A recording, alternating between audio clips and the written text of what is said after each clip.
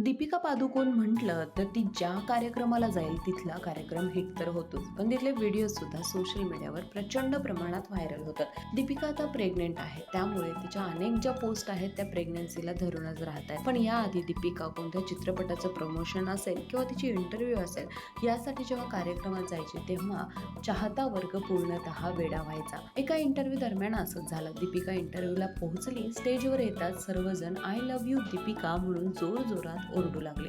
यामध्ये मुली पण होत्या, त्याचबरोबर अनेक मुले सुद्धा होती.